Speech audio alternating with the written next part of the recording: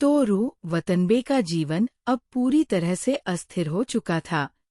नावकों के बारे में चिंताएं, मिडोरी की दूरी और खुद के भीतर उमड़ती भावनाएं, सब कुछ उसे एक अनजाने अंधकार की ओर धकेल रहे थे।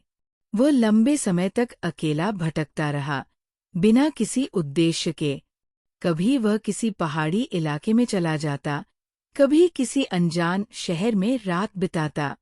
उसने दोस्तों से मिलना जुलना लगभग बंद कर दिया था।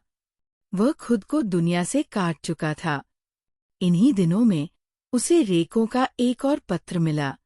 पत्र में लिखा था कि नाव को अब और भी गहरे अवसाद में जा चुकी थी। उसने बातचीत करना लगभग बंद कर दिया था। रेको ने लिखा, तोरू, मुझे नहीं पता कि क्या करना सही होगा। नाव को अब भी तुम्हारे बारे में बहुत सोचती है, लेकिन मैं देख सकती हूँ कि वह टूटती जा रही है। क्या तुम उसे एक और पत्र लिख सकते हो? शायद तुम्हारे शब्द उसे कुछ राहत दें। वतनबे ने पत्र को कई बार पढ़ा। वह जानता था कि उसे कुछ करना चाहिए, लेकिन वो खुद भी इतना असहाय महसूस कर रहा था कि समझ नहीं पा रहा था कि क्या लिखे। एक दिन जब वतनबे कॉलेज के पास एक पार्क में बैठा था, तब अचानक मिडोरी ने उसे फोन किया। तोरू, तुम कहाँ थे इतने दिनों से? उसकी आवाज में नाराजगी और चिंता दोनों थी। वतनबे कुछ नहीं कह सका। तुम हमेशा मुझे फोन करते थे, फिर अचानक गायब हो गए। क्या हुआ तुम्हें? वतनबे ने धीरे से कहा, मुझे नहीं पता, मिडोरी।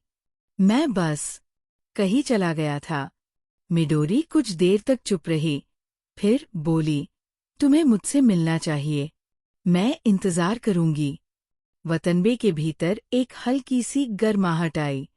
मिडोरी अब भी उसकी परवाह करती थी। लेकिन इससे पहले कि वह मिडोरी से मिल पाता, उसे एक और पत्र मिला।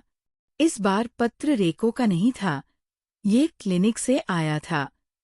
पत्र में लिखा था, हमें ये बताते हुए दुख हो रहा है कि नाव को अब हमारे बीच नहीं रही। वतनबे के हाथ से पत्र गिर गया। उसे अपने कानों पर यकीन नहीं हो रहा था। नाव को चली गई थी। वह अपनी पीड़ा से मुक्त हो गई थी। लेकिन वतनबे के लिए यह एक ऐसा घाव था जो शायद कभी नहीं भर सकता था।